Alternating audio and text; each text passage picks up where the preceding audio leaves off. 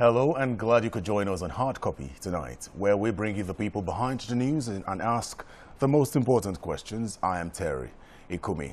Now, 4 times the National Assembly transmitted the Electoral Act Amendment Bill to the President, and 4 times he rejected it.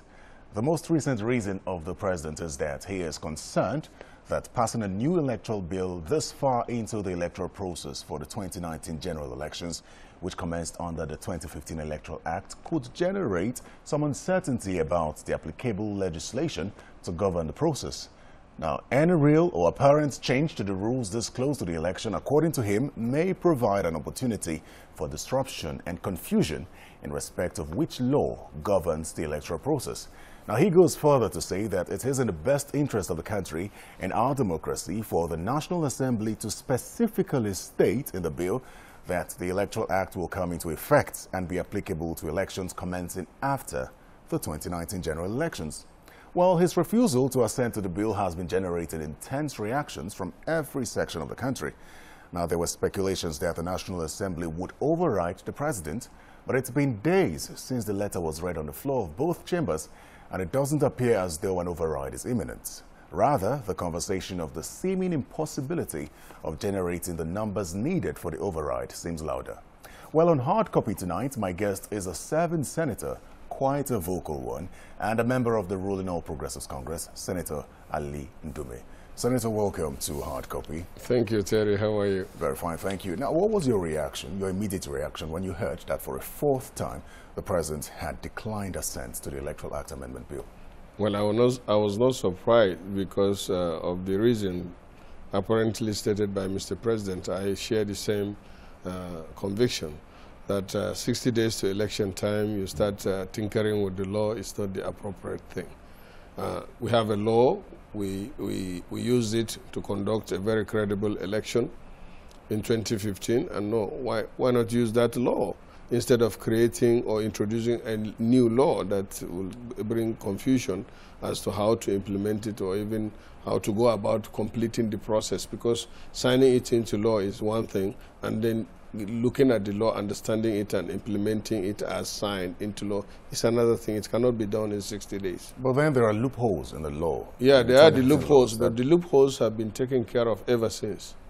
The major loophole or concern of the people that are making, I don't want to use, maybe I should use it, the noise about the amendment of the Electoral Act is the use of the card reader. And then the use of the incidence form, and then the electronic transmission of the election results, which is what is in the amended bill, which was which the president refused to accent. And INEC has come out to allay this fear, and they said categorically they are going to use the card reader.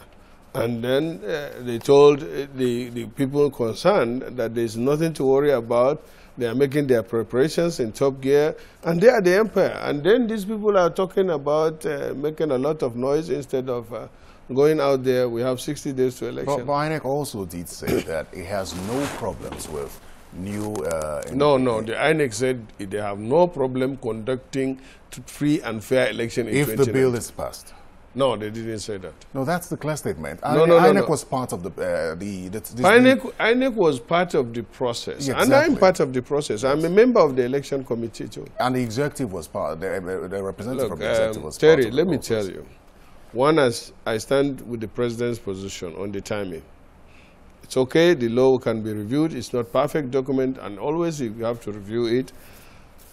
2, there are some even technical issues, about 4 sections that are in conflict technically that Mr. President observed.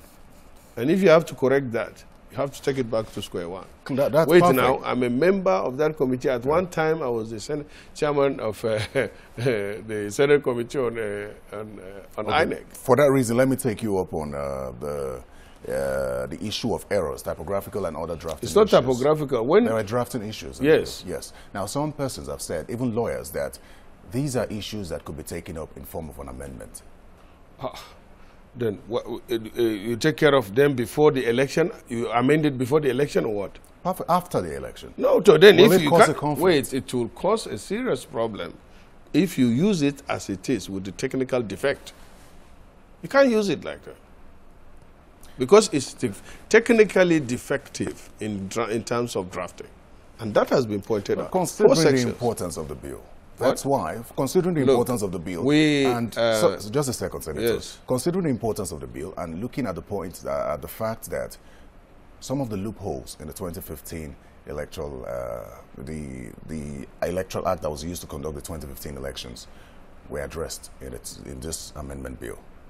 For example, the card reader that you mentioned and said, and it's quite clear that it's not part of the law, but it's now being made a law. But nothing stops INEC from using card reader. They used it in 2015, and we don't have, had it been, the president categorically said card reader will not be used in election, or it stops INEC from doing that, then their concern is germane and reasonable. Then the incidents, the issue of incidence form is the second problem. INEC has addressed that. Look, people are trying to take over the parties, the political parties crying out, are trying to take over, short of asking, and let me say specifically, short of asking PDP to conduct the election. I don't think anything will satisfy them. I think it's beyond a particular political party. Okay, but let me take you. But it is PDP that is making that so much hullabaloo about it. The drafters of the Constitution, you know, had the reason, and there was a reason why Section 58 gives Mr. President the right to assent or to refuse